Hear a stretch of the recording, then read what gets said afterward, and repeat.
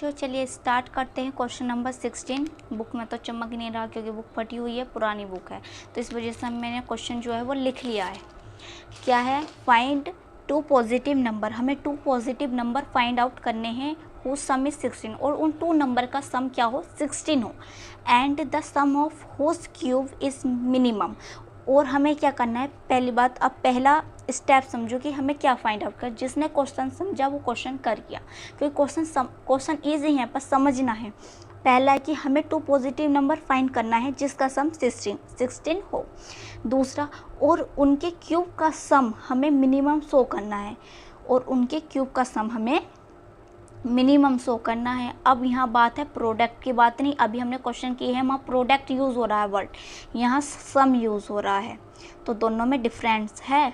तो यहाँ सम बताना है, सम क्या हो? मिनिमम हो, ये शो करना है। तो चलिए करते हैं हम। फर्स्टली हमें क्या करना पड़ेगा? लेट करेंगे, let two numbers x and y. ठीक है, टू नंबर हमने लेट किए और उनका सम हमें टू नंबर का क्या दे रखा है? 16 दे रखा है। तो यहाँ से एक वैल्यू हम फाइंड आउट कर सकते हैं, y की वैल्यू फाइंड आउट कर लेते हैं 16, और x की क्या हो जाएगी? इधर प्लस में माइनस में चला गया। क्लियर? अब जो उनका सम है, जो उनका the sum of whose cube, the sum of whose cube, sum हो गया x और y, प्लस हुआ सम हो गया, पर बात की गई है क्यूब की। किसकी बात की गई है? क्यूब, तो क्यूब लग गया। इक्वल टू क्या हमें शो करना है? मिनिमम शो करना है। जैसे मिनिमाइज बोल सकते हो, मिनिमम बोल लो या मिनिमाइज बोल लो, ठीक है, बात एक ही है। तो ये हमारा क्या बन गया? फंक्शन बन गया। अगर हमें एक बात आपको समझो, अगर यहाँ प्रोडक्ट मिली होती हमें x² प्लस वाई की पावर 5, तो वो हमारा क्या बन रहा था? fx बन रहा था, नहीं बन रहा था। अब हमें सम दे रखा है तो ये मिनिमम शो करना है, तो हमारा ये fx बनेगा या नहीं बनेगा? बताओ। बनेगा। इससे भी आप समझ सकते हो क्वेश्चन को, जितना जैसे भी समझा जाए उसे समझना चाहिए। तो हमारे पास ये बना, वहाँ ये बना, यहाँ हमारे पास ये बना, तो ये हमारे पास fx बन गया। ठीक है, fx हमारे पास बन गया x³ plus Y cube. Clear हुई बात?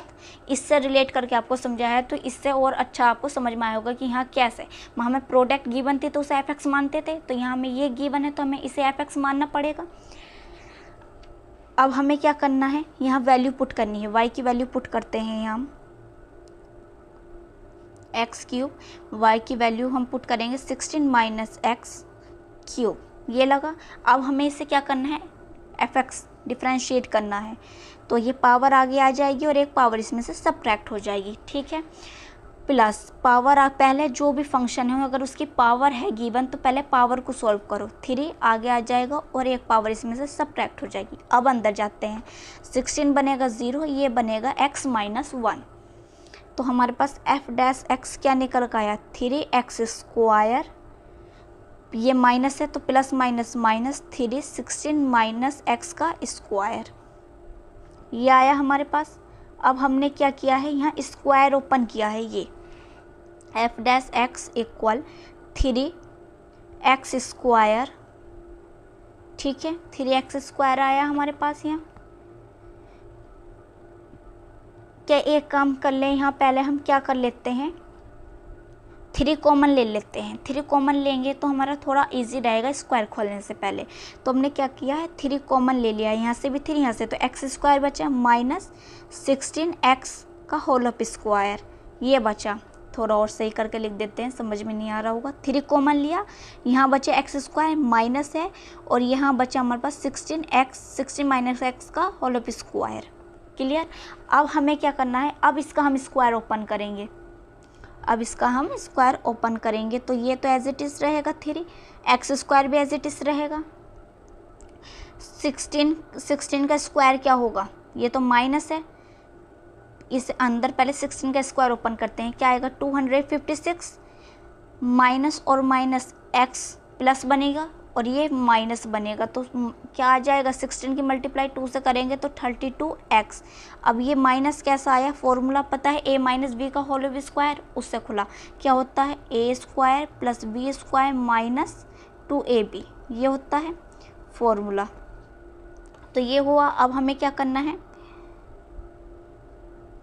अब इसे माइनस का हम ओपन करेंगे, माइनस की मल्टीप्लाई करेंगे अंदर, तो ये माइनस बनेगा, plus minus minus, plus minus minus, और माइनस माइनस प्लस, ये आया, इससे ये कैंसिल आउट हो गया। तो एफ डैश एक्स हमारे पास यहाँ आया 3 माइनस 256 प्लस 32।